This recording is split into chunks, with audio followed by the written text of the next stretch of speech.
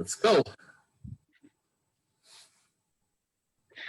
Welcome to another episode by the Upper Peninsula Environmental Coalition with your hosts, Horst Schmidt, UPEC President, and me, Evan Zimmerman, Vice President. This is it. Tonight, we have the crisis of expertise and the impact on the COVID-19 pandemic with Professor J.D. Slack, Institute for Policy, Ethics, and Culture at Michigan Technological University. Thank you so much for being here. Yes, thank you very much.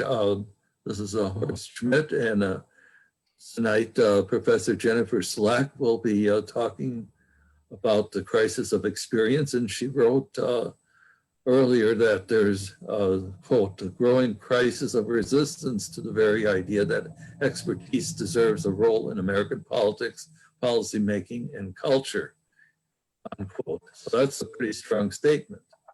But before we start, let's let everybody know a little bit about Professor Slack. As we mentioned before, she's a director of her institute at Michigan Tech, and she's a distinguished professor of communication and cultural studies at the university.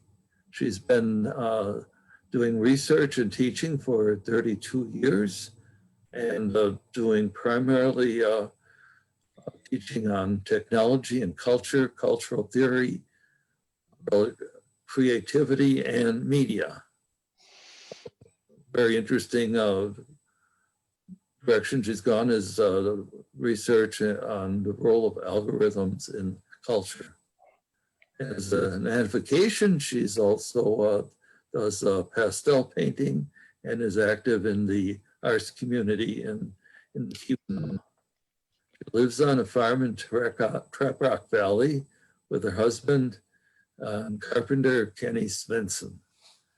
So what I wanted to mention is that I read this essay that she had written a month or two ago, and I thought this is something that we really need to have her speak on to us. And so she's willing to let us know more about how the whole problem of expertise is becoming more difficult for us to understand as the attacks increase. And then, of course, we have the virus that is further aggravating it.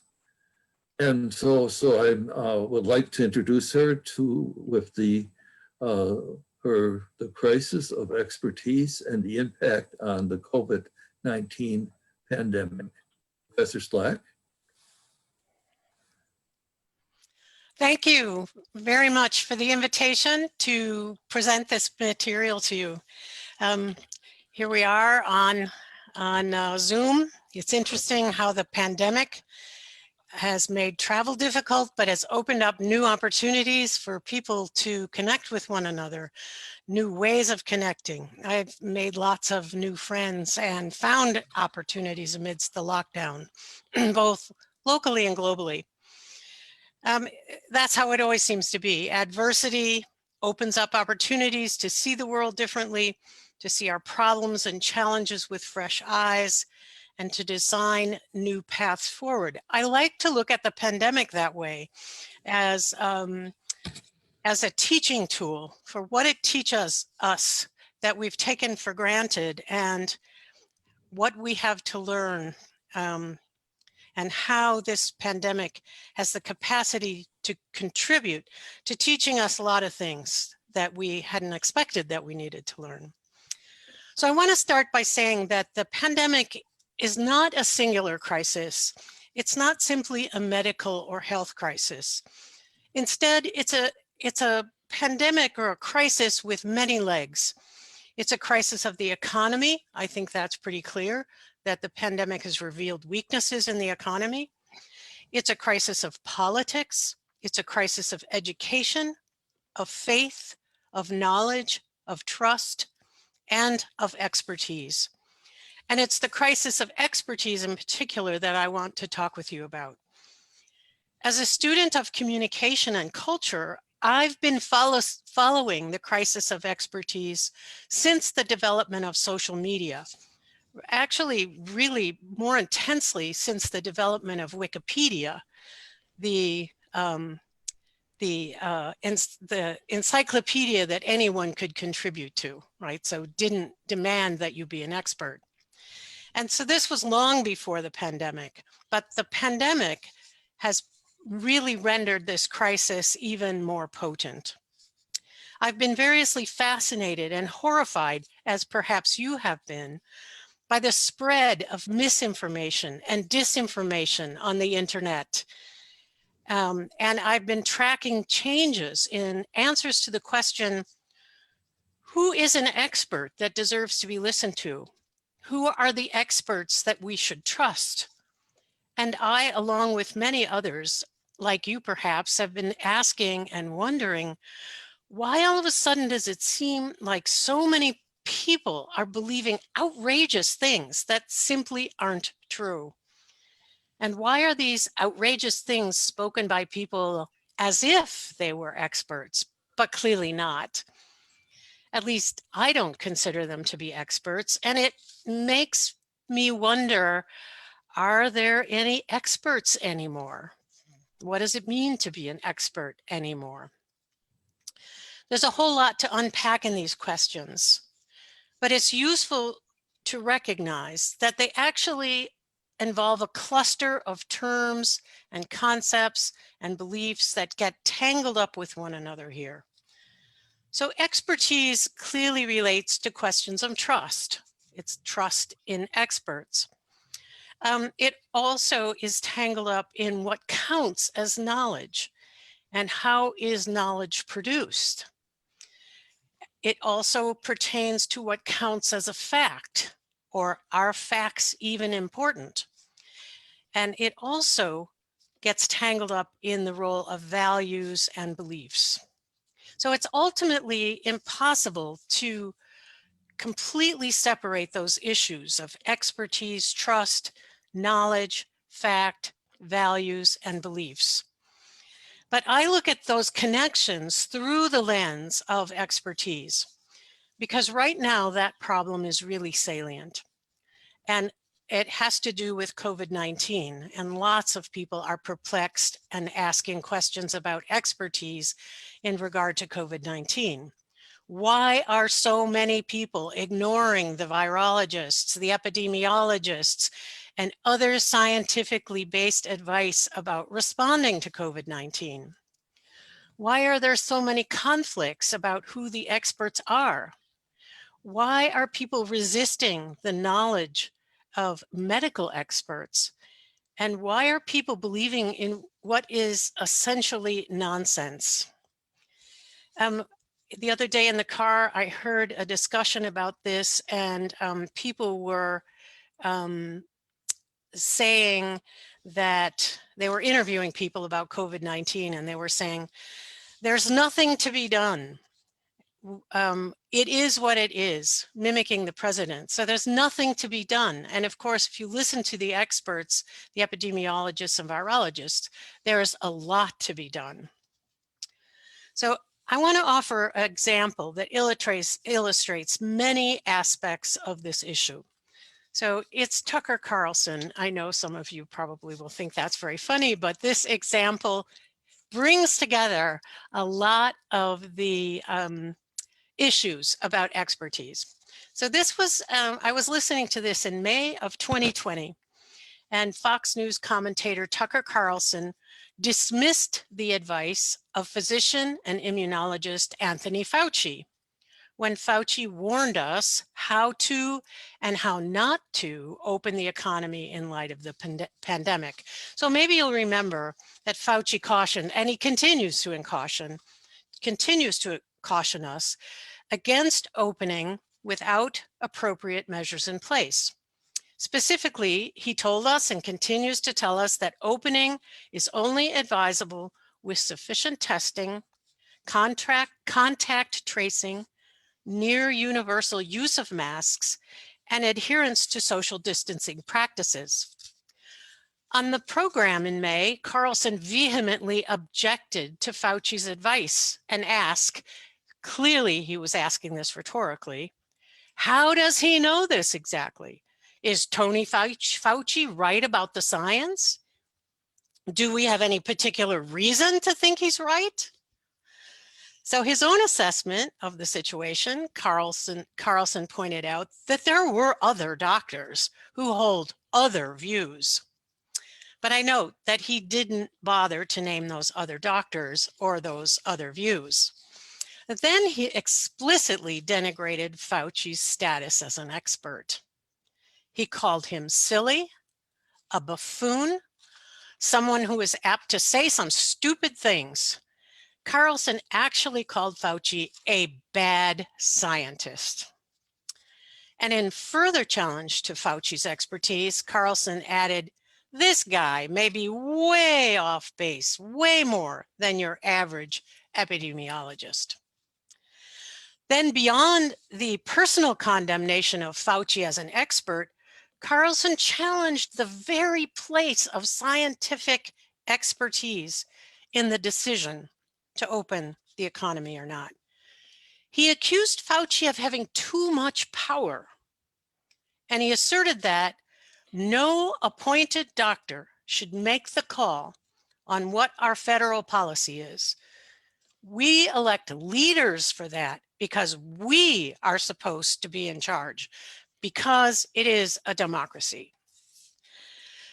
So there's several different positions on expertise buried in Carlson's diatribe, and each of these deserves a closer look. First, there's the challenge to specific claims of expertise. The question here is Fauci a worthy expert? According to Carlson, no, he's a bad scientist. And you have to ask, who gets to decide that? Now, this is a really important question, and I'll return to that. But clearly at this point, Carlson believes or thinks that he has the right to decide. So second, there's a challenge based on comparative expertise. This is what we do when we weigh, for example, a choice of a physician. So we choose one over the other because we think one is a better doctor than the other. In other words, whose expertise is better? According to Carlson, Fauci may be an expert, but others' expertise is better.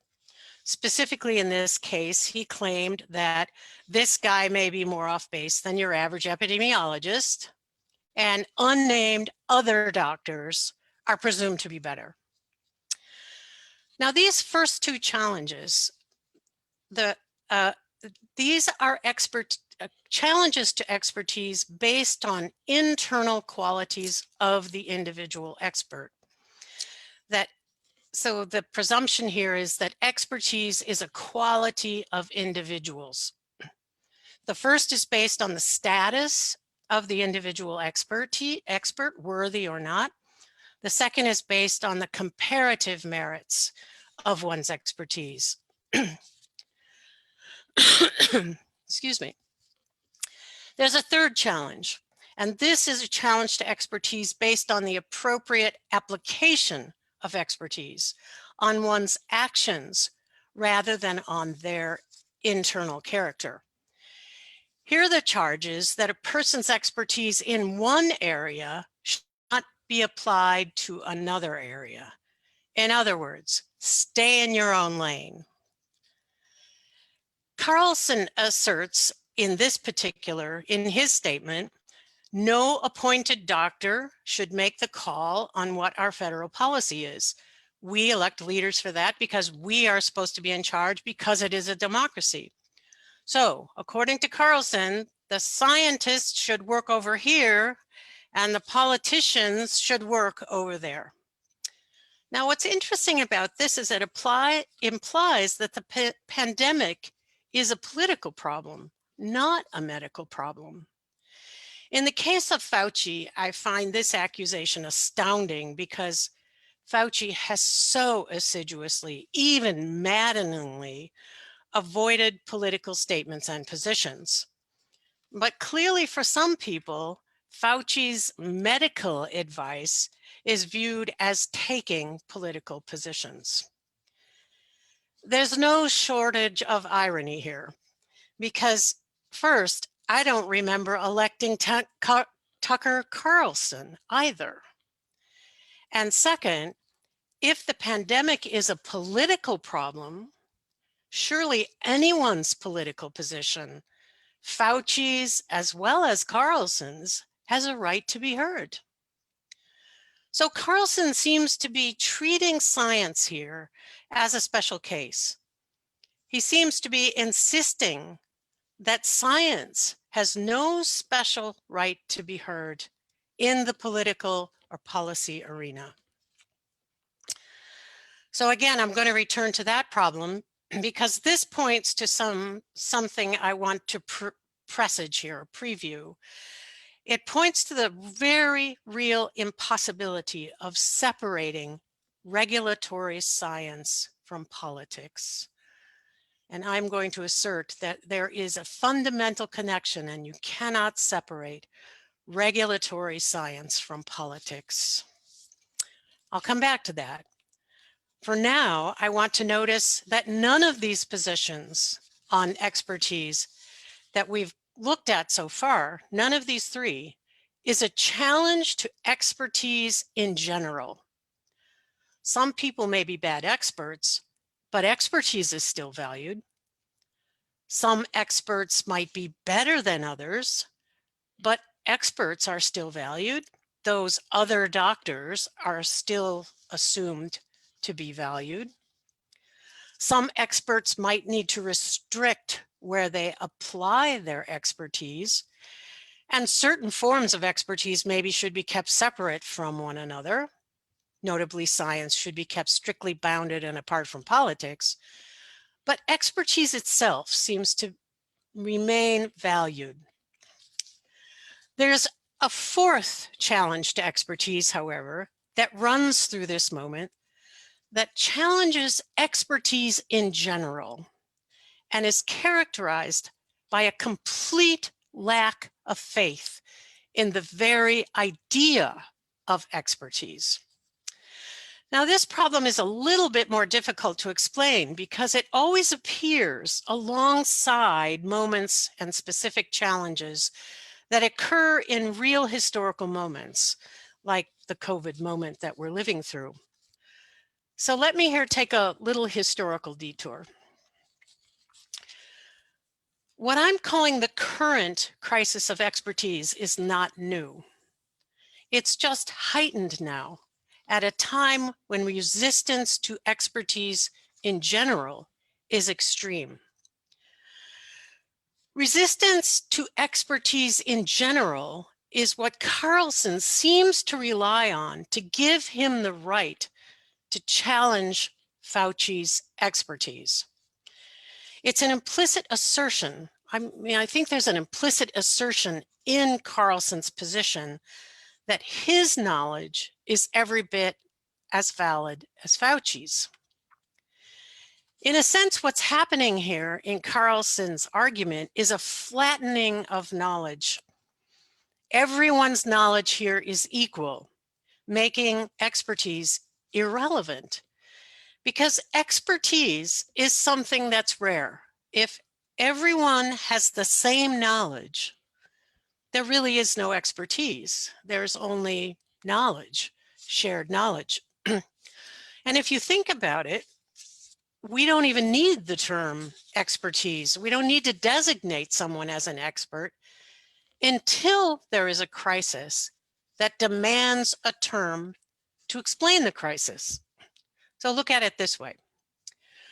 Without the concept of expertise, with shared knowledge, people just go on doing what they're doing. Oh, excuse me.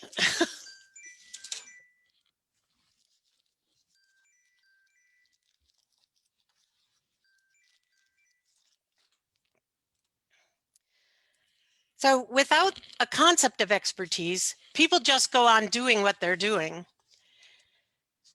We don't need to designate what they do with special status expert, unless and until there is a problem.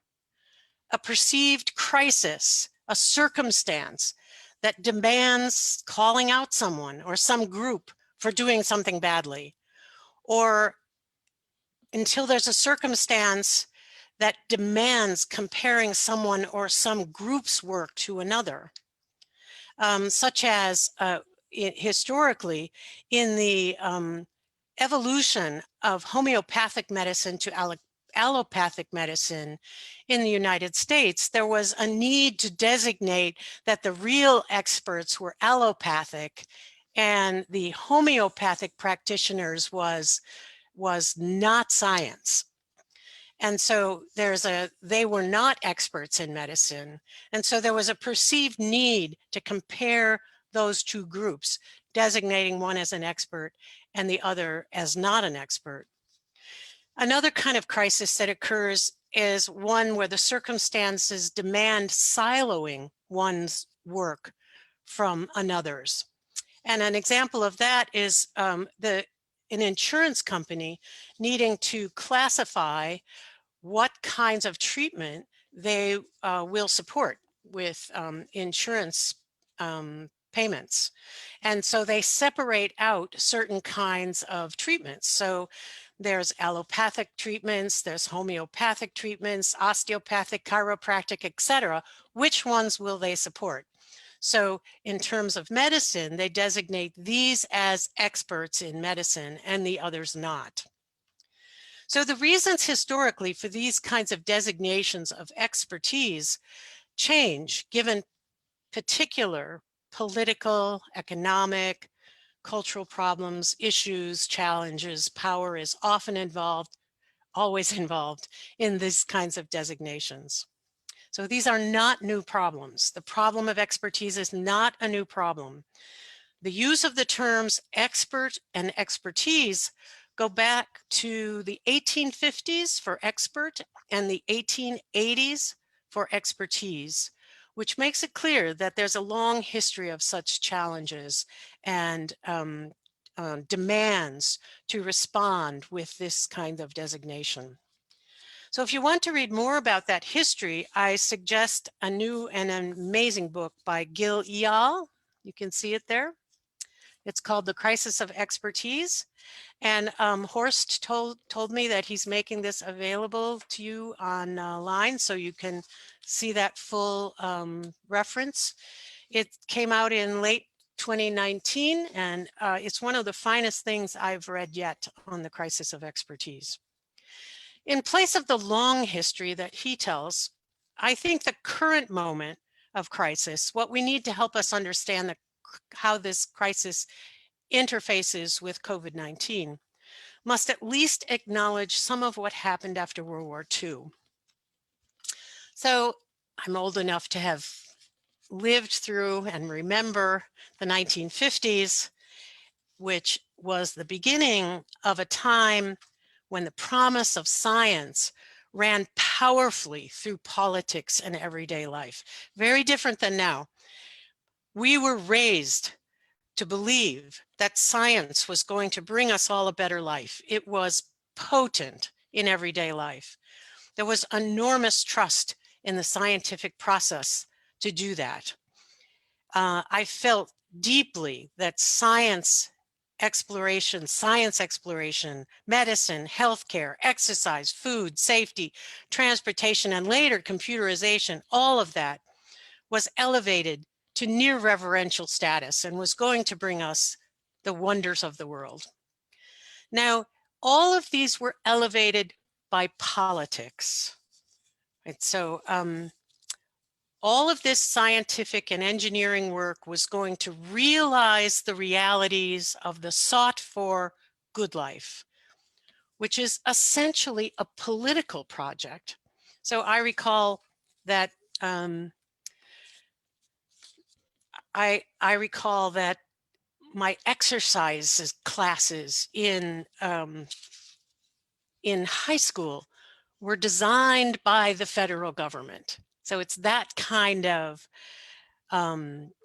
embrace of science by politics that I'm talking about here. that necessarily breaks down separations between politics and science, between the expertise of doing politics and the expertise of doing pure science. So regulatory science, what's called regulatory science, became the name of the game. So you can correctly say then, and this is really critical to my argument, that politics embraced science. As E.L. puts it, politics was scientized. Now, the flip side of that, and the crucial precursor, is the accompanying trade-off, which we now must negotiate, and that is that science is politicized. So if politics becomes scientized, it's virtually inevitable that science becomes politicized. So many of you are probably scientists, and all of you are at least familiar with enough science that I probably don't need to say much more about science other than to remind you that there is no single science that you learn once and it never changes. There is no universal agreement in the scientific community over time about much of anything. Science develops based on uncertainty in terms of continued exploration of what is not known and what is not understood. Science gets things wrong. That's how it advances. But once interlaced with politics, scientific assessments are open to political scrutiny by interest groups with very different goals. But ironically, that is exactly what makes it useful. It's adaptation for public good. So the very openness to politics, of politics to science, leads to public pressure. That is, to input and support and challenges from different interest groups seeking to use science in one way or another. Because the public and politicians generally are not expert in science, it isn't surprising then that there are tensions, misunderstandings, and even abuse between the public and scientific expertise. Even as regulatory science struggles to find ways to constructively incorporate the non-scientist public in its deliberations, there is a mismatch between the slow work of science and the expediency of politics. For example, it's entertaining, sad, and more than a little bit frightening to watch members of Congress try to grapple with the realities of matters like how the internet and social media work. I don't know if any of you ever watched any of those hearings, but they are bizarre. It's also sad and a little bit frightening to watch members of Congress deal with the intricacies of climate change or how a pandemic unfolds. This kind of mismatch is virtually inevitable. The tension is as frustrating as it is necessary. Now, it can be managed, and the effort we need to make is to manage it, but it's important to recognize that it's not solvable. I now want to throw into that mix the matter of media, because at this moment in time, media have made enormous and contradictory contributions to mixing up and mixing with and stirring up the status of expertise. So before new media and the internet, experts had pretty safe ways of regulating their own, of bestowing and revoking qualifications. Experts, as Carlson noted earlier, aren't elected by popular vote, and for very good reasons. Can you imagine? Rather, expertise is attained in discipline-specific ways designed by previously designated experts with the goal of maintaining the integrity of different skill sets. Experts are grown. They're cultivated by other experts in processes of self-governance and self-regulation. For example, this is executed by awarding college degrees, issuing certifications, requiring apprenticeships or ongoing education, instituting forms of censure, things like that. All of these work to preserve expertise and thereby promote trust, because you know these experts have gone through these processes of being educated and testing and certified. Further, in the scientific world, self-regulation has built-in processes designed to move knowledge forward so it doesn't stagnate, to move knowledge forward, correct errors, and offer the best assessments of what is true and what is not. So scientists are never always right, and knowledge changes, but recognizing that is the source of informed skepticism, which is integral to the disciplinary oversight of the scientific process. So when someone like Fauci offers advice based on science, he does so with decades of knowledge cultivated and recognized as worthy of being taken seriously. However, and very interestingly, these forms of regulation of expertise operate from within the club, so to speak. So it's like every discipline regulates its own internal club. And while these clubs may preserve expertise and promote trust, they also create walls around themselves to protect those inside. They tend to be resistant to change, deaf to the voices and concerns of excluded people, silent on the biased efforts, or on the biased effects of funding and sponsorship, and they often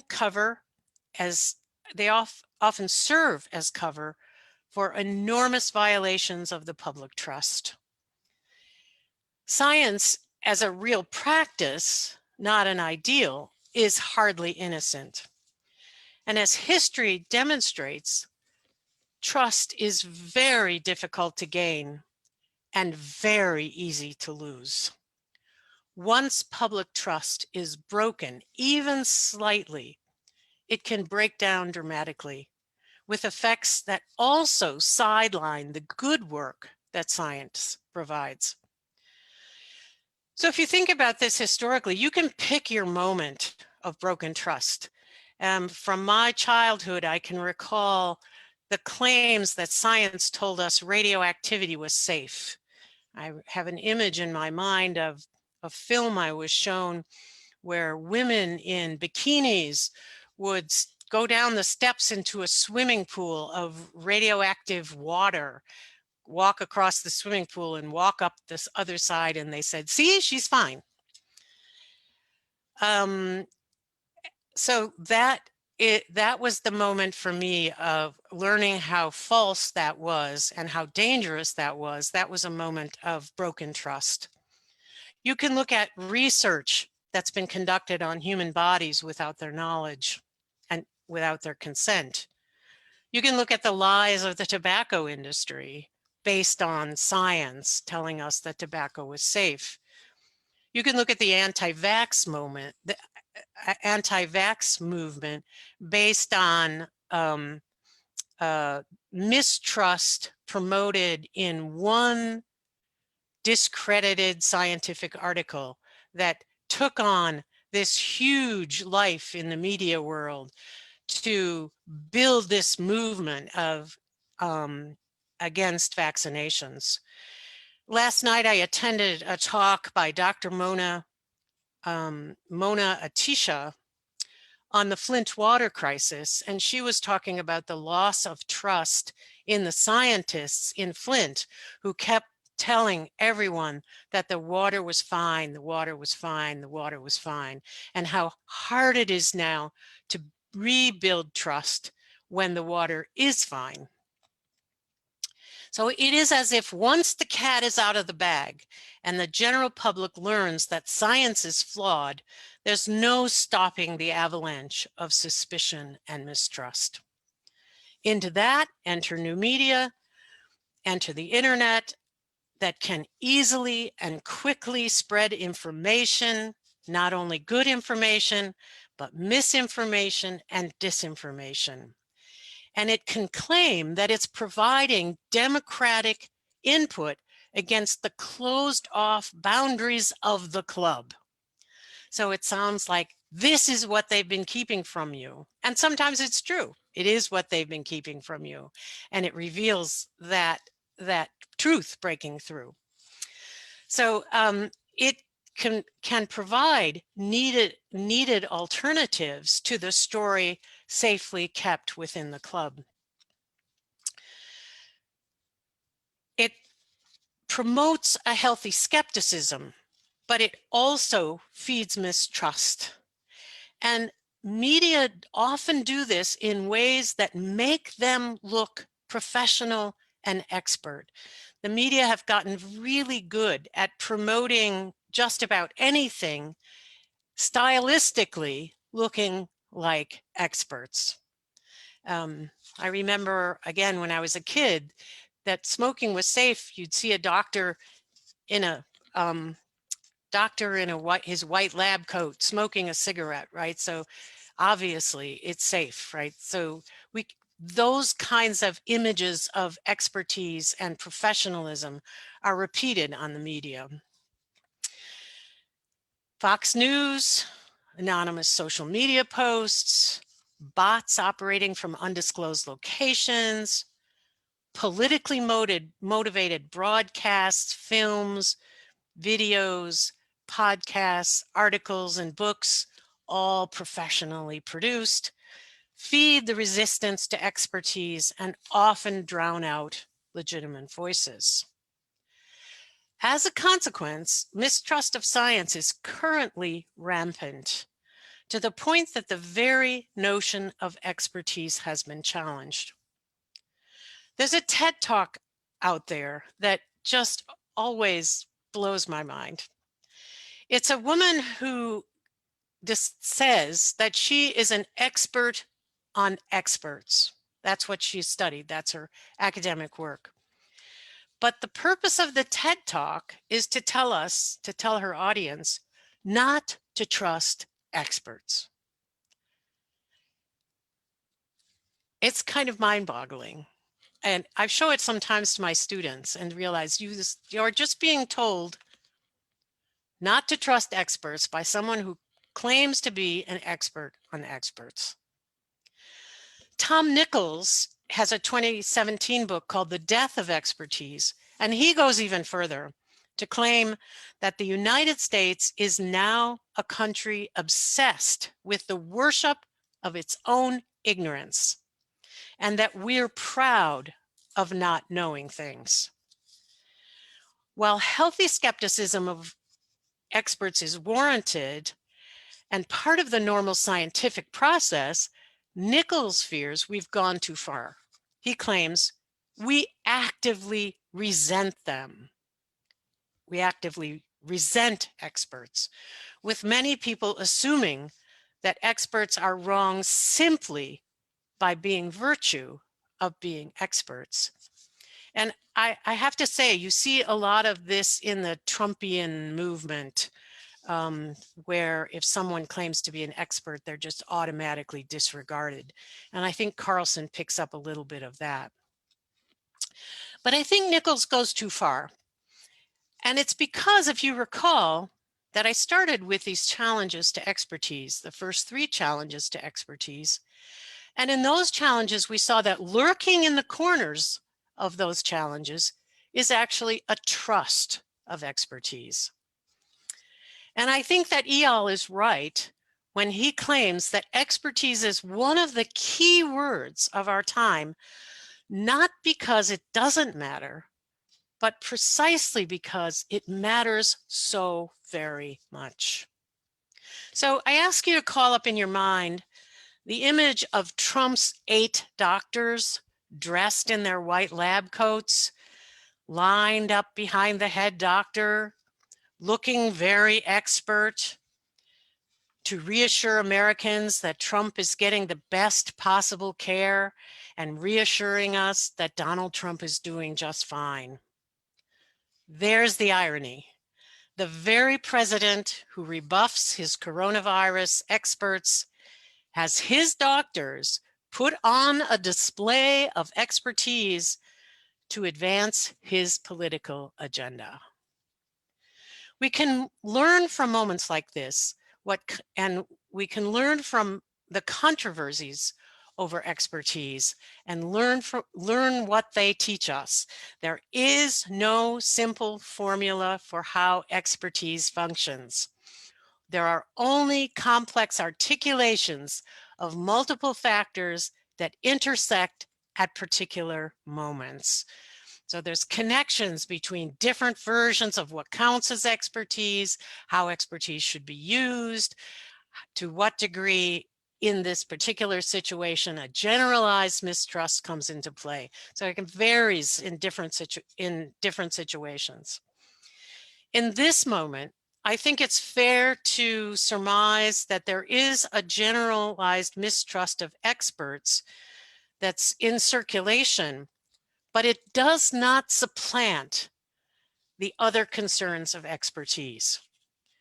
We live in a moment where we need to address the following in relation to one another. First, there is a propensity to mistrust individual scientists, like Fauci.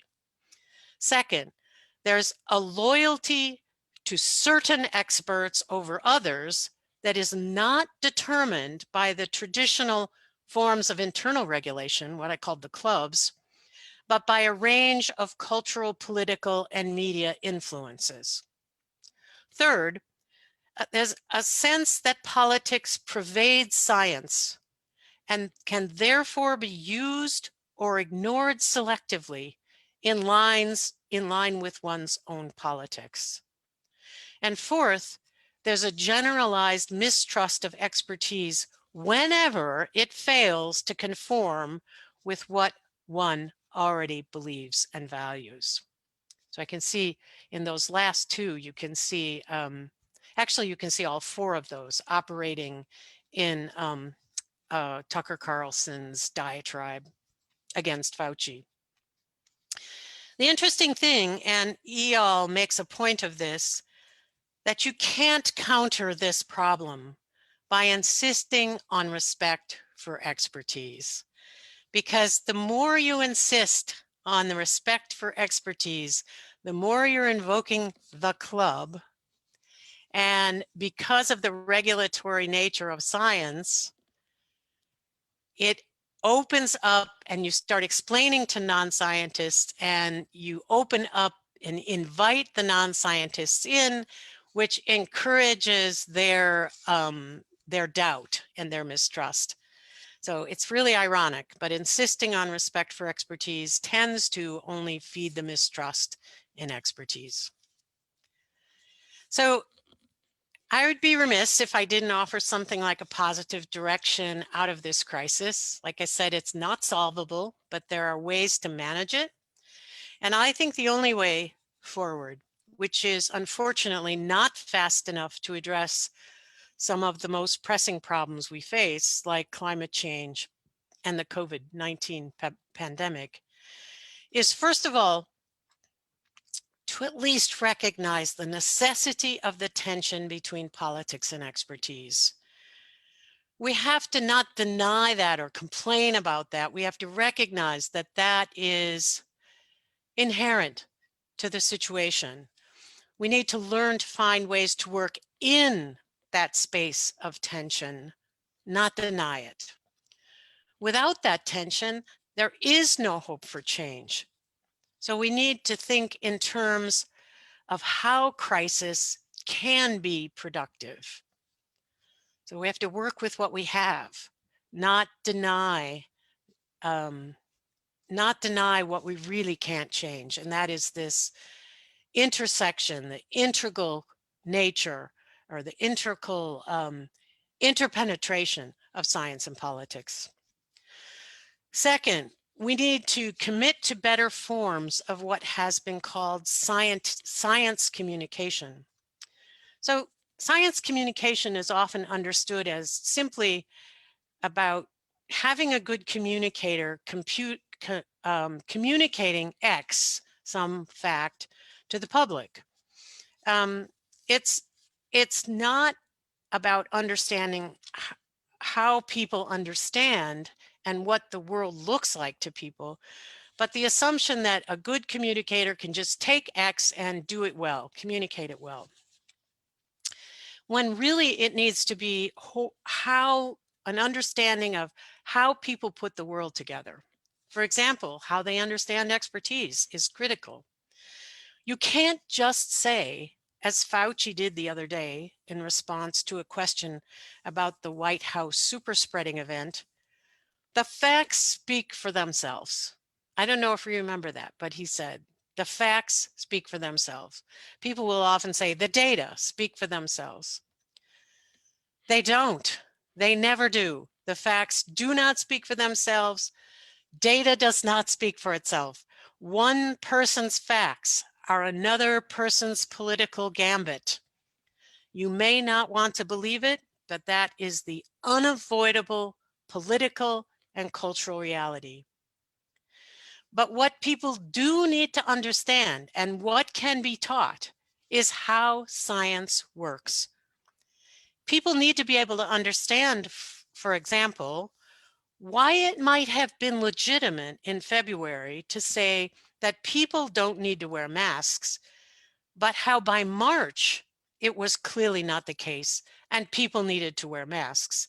And so in this pandemic moment, the anti-maskers will often say, but science was telling us in February we didn't need masks, so I'm not going to trust the science.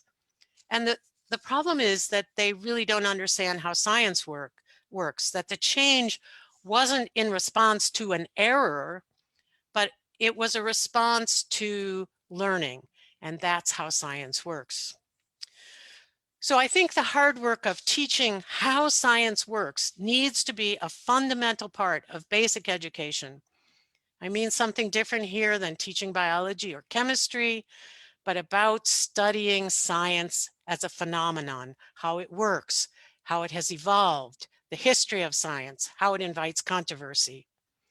I envision something like a cultural studies of science that brings experts in science and experts in culture into co-equal conversation, not one serving the other, but bringing into being a new way of working, learning, and teaching. But even further, I envision science and something like cultural studies joining forces as co-equal partners in structures, in projects, in labs, to develop a fully realized form of what Eyal calls trans science. I'm not happy with his choice of trans science because it prioritizes the science, which doesn't sound very equal. So that's a cross science, right? But I think we need another name for that, which I haven't invented. But participants in these projects would work together in something like a laboratory to address issues like pandemics, climate change, health, and so on. These are not issues of pure science. They are every bit as much political and cultural problems as they are scientific ones. This is a vision for something far beyond one group supporting another. It's beyond collaboration. The situation demands that we do more. We really need to be inventive here. We need to find new ways to do the actual work together. And I'll end with saying what this is a call for is to become very different kinds of experts. Thank you. Thank you very much, Professor Slack. Really appreciate this topic. And, you know, one of the things is that this is not a direct environmental issue, but it certainly is something that impinges upon all environmental issues that we're dealing with, because so much of it is based on science. And as you're aware, with the efforts by the current administration to remove the content from the laws and leave the husk behind, saying, oh, it's efficiency that we're after. And you know, the efficiency is not what the laws were written for. So, and in the meantime, they either you know, intimidate the scientists, or they retire or leave. And so these are the issues that, you know, we're dealing with. So, you know, I'm not asking so much a question, but if you want to comment upon it, that would be fine. Yes, I think for this group, I could have done a paper on the crisis of expertise and the impact on climate science, the understanding of climate change, right? So I've been working on COVID just because we've all been so immersed on COVID. So that's been sort of my example, and I've been seeing it work in the world of COVID. But it absolutely could. I could have geared this specifically toward climate change, for example. It's interesting that the kind of team that I envision, I'm actually seeing some of that work being done. I think that our own Sarah Green at Michigan Tech runs a seminar on climate change. Now, she began this as a chemist, but she was inviting people in from elsewhere. So it didn't start as an interdisciplinary project, but she invited interdisciplinarity. And I really think her seminar is evolving into that. What I envision is starting with these people who study culture, people who study communication, people who study social justice, alongside people who study the more pure science, the science, in a lab together, figuring out how do we deal with this issue of whatever the issue might be.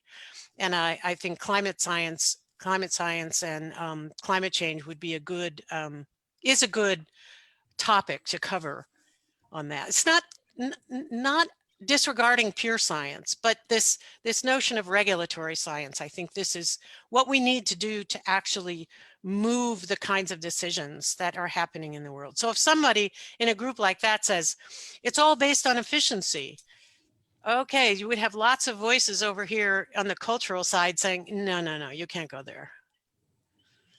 It's not that easy. Yes, we have to talk about efficiency, but that's not all. You can't have it. It doesn't run the show. So you need those kinds of voices from the onset in these kinds of projects for how to deal with this. I mean, look at how badly we've been dealing with the pandemic. Look at how badly we've been dealing with public perceptions of climate change. I mean, these are not working very well. So I think if they began by somewhere else, we might have a better chance of interceding. But what I'm describing, and I said this, these are long-term things, right? Sort of educating about how science works, educating people, building networks, structures. That's not going to happen next week. So it's sort of disappointing that but we have to start somewhere. And the problems of this world are not going to go away. So I think that we should build them regardless of the emergency. Well, thank you. Do we have any questions? And we encourage people to ask questions if you want to speak. Can they unmute themselves, or do you have to do that, Evan? Yes, anyone can unmute themselves in Zoom. If you'd like to raise your hand, I can also unmute you. Anyone who might be watching this on Facebook, feel free to make a comment and I'll pass your comment along. So, Evan, do you have any questions or comments for Professor Slack? I do. You mentioned earlier that you could pick a moment when we had a loss of confidence in experts. There are so many of them. And I don't think it's anything new. It's been happening in history as far back as history goes. But I think this has been an especially challenging century for public trust in institutions and experts. I think for a lot of people, it probably hit them hardest in 2007, 2008, when the mortgage bubble collapsed, and people lost their faith in the people who are managing their money, because when something hits you in the wallet, it really hits you.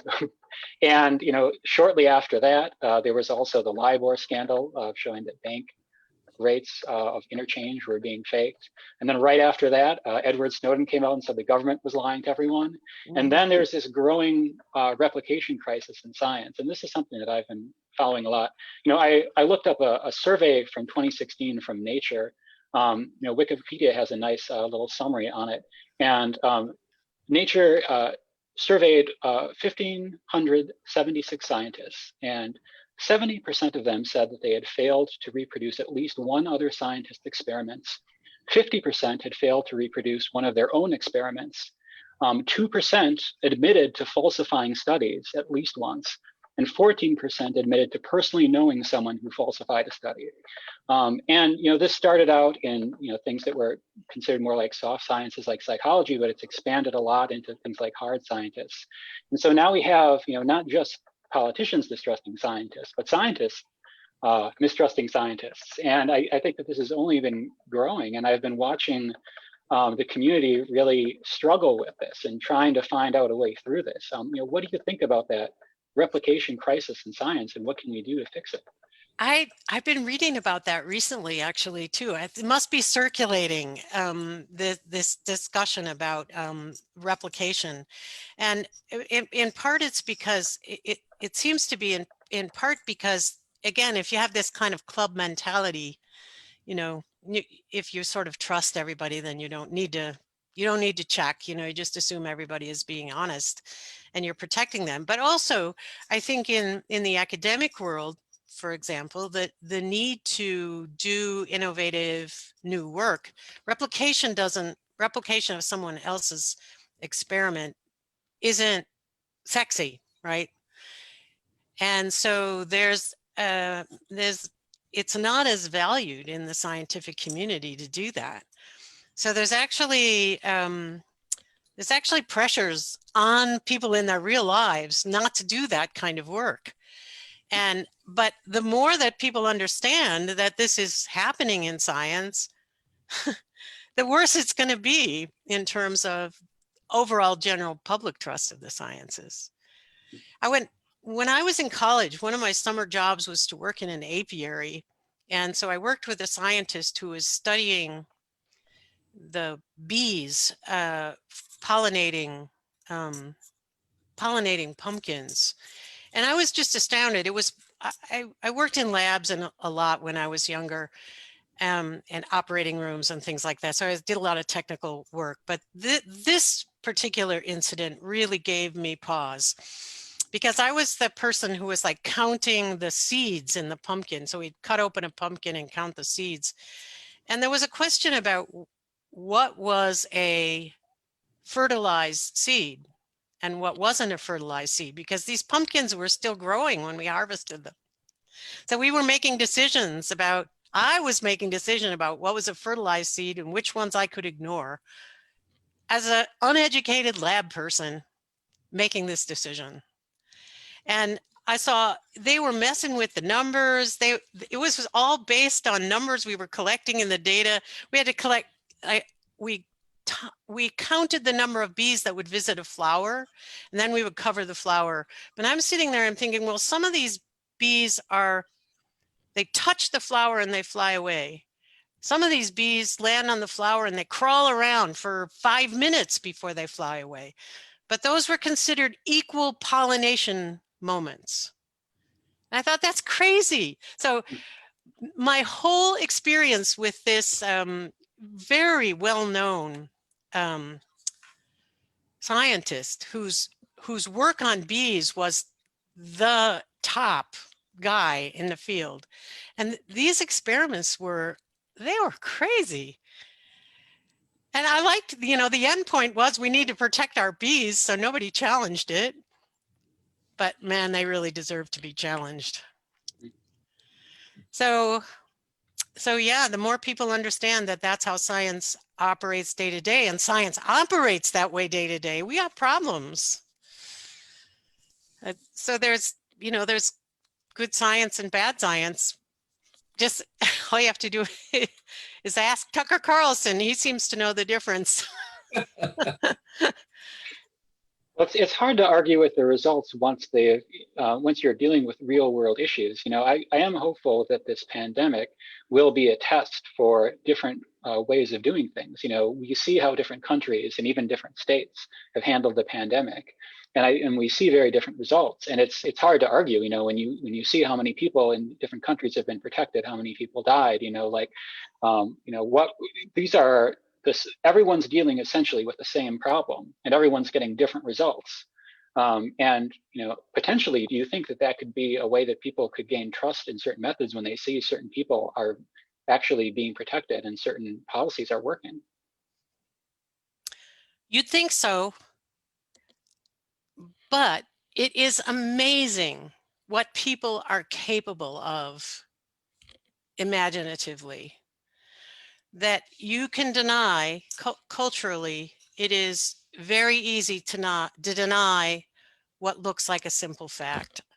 I really, the COVID moment is making that so clear, right? So people hugging without masks, people going into these large groups without masks, and they will tell you that it's all a hoax, and they have their story, and people have even died believing it's a hoax. I mean, the power of the human imagination to deny what the scientist thinks is a simple fact is astonishing.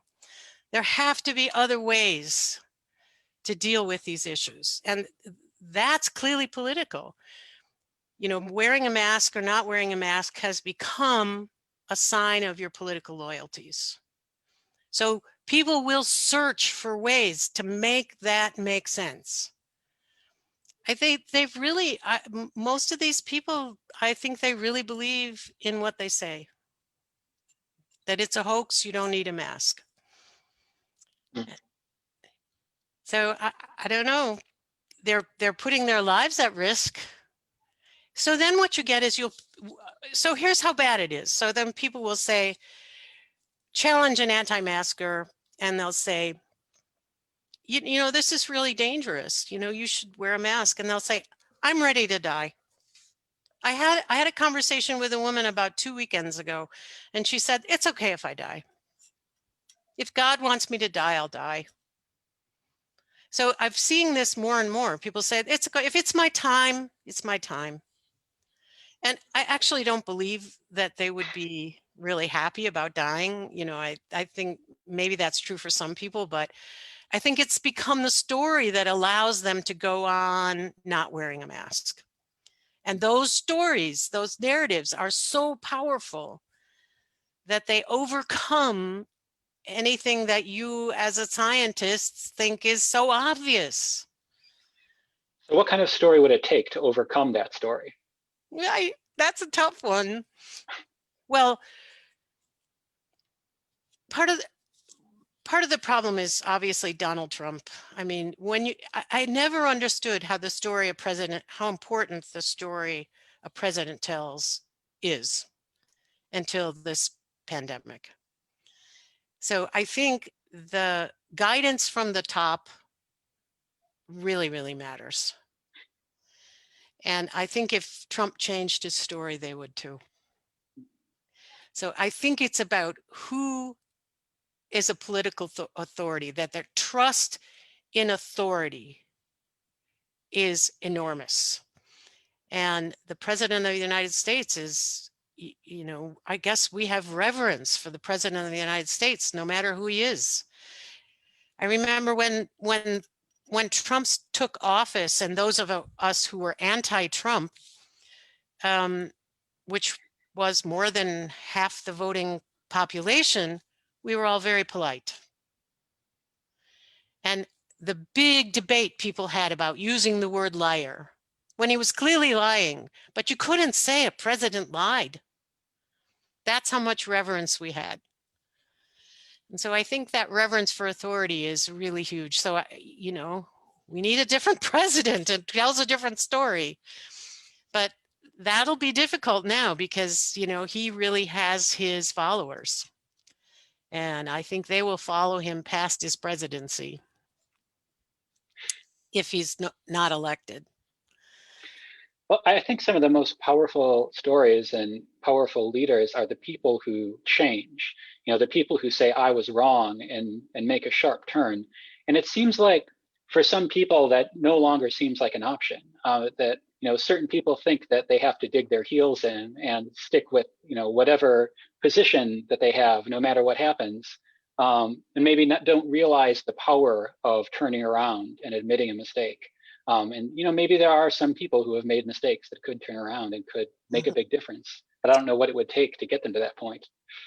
I think one of the contributing features to this problem is the myth of American exceptionalism that is really powerful in our educational system and our political system. That we have this position that we are the best country in the world, and we basically make no mistakes. And Columbus discovered America you know, and the difficulty people have accepting that we tried to exterminate Native Americans, and that we did fundamentally nearly exterminate buffalo, and that we had slavery long past the Emancipation Proclamation.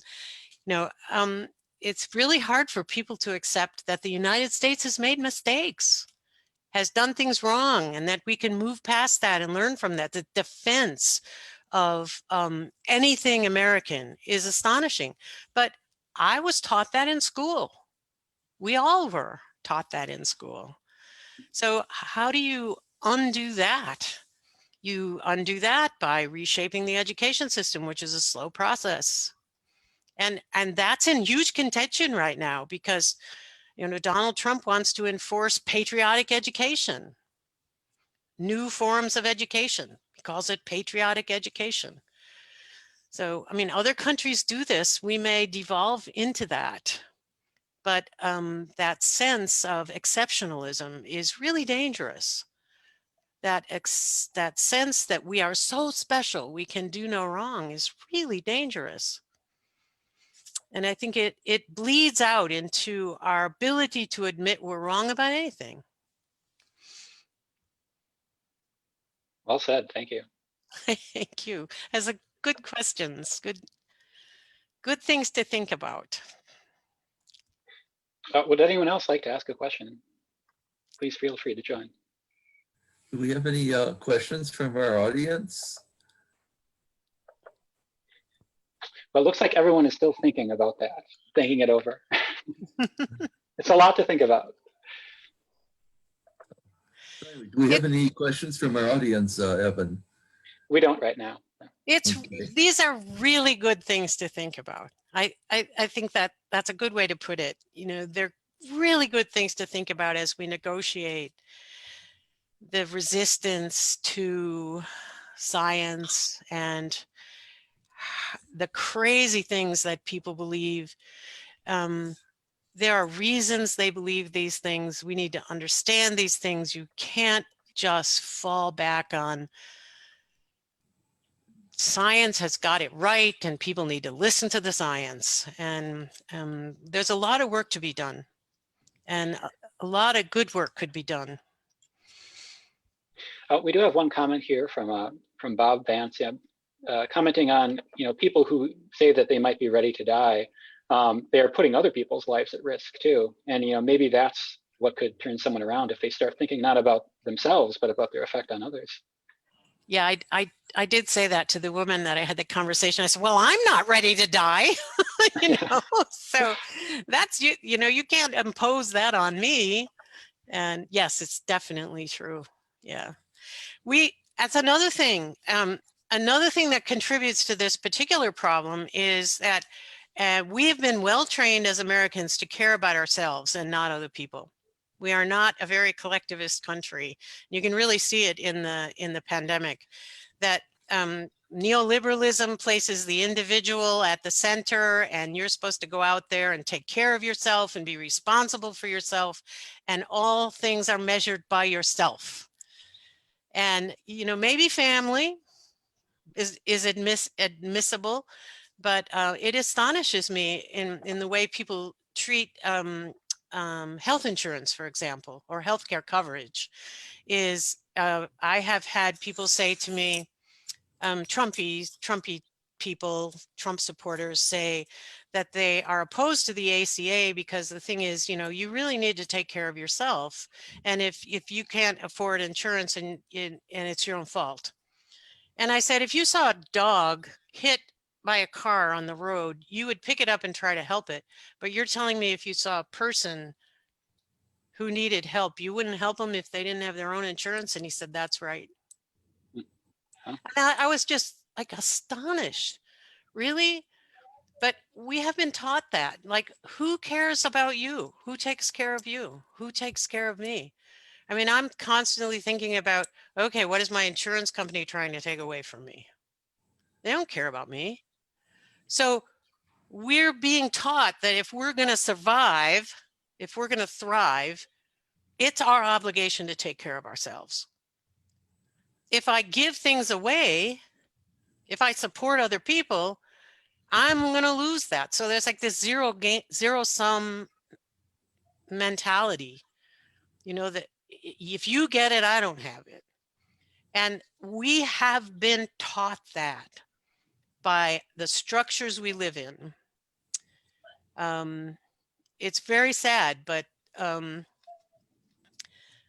we have been taught that because we are not thought of that way as being cared for by others. We know that social Darwinism is alive and well these days. So, Yes. And when you compare us to other countries on those scales, it's kind of astonishing because in other countries, you will find people have great concern for others. Not so much here. I mean, obviously that's not everybody, but it pervades the structures we negotiate. Health insurance. I mean, health insurance alone. I mean, imagine the difference if you were living in a country where you knew if you needed health care, you could just go get it. And here you constantly have to calculate, what's it going to cost me? You know, is it going to break my bank? Am I going to be homeless if I pay this bill? Can I afford these drugs? How do I manage buying groceries if I have to buy this? I mean, these are crazy questions to have to ask for most of the rest of the world, and certainly all of the rest of the developed world. That's just not a question. If you're sick, you will be taken care of. If you are old, you will be taken care of. Not here.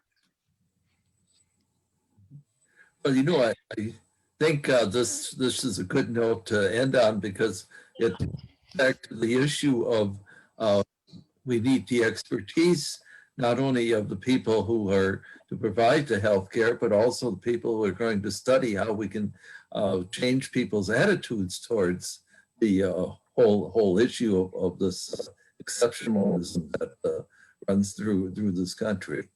So, but Absolutely. Absolutely. yeah.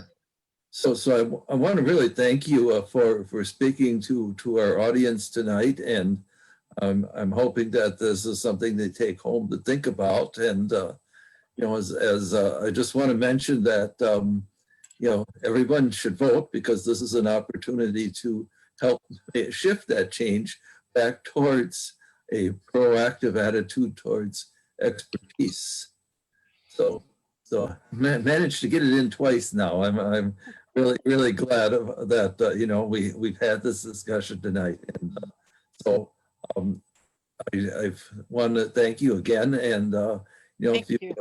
come up with something you know, in terms of solving this problem for us, give us a call.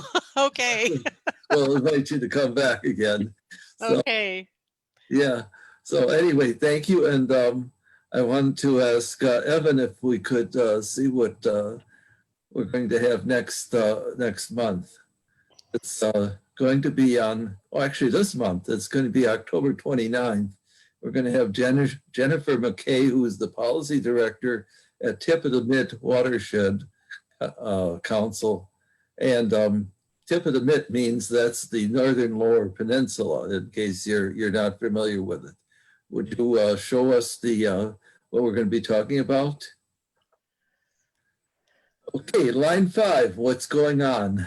Well, that's what we're going to see when we meet on the 29th. There's some interesting facts coming out, and it again shows that there are major issues that have to be dealt with.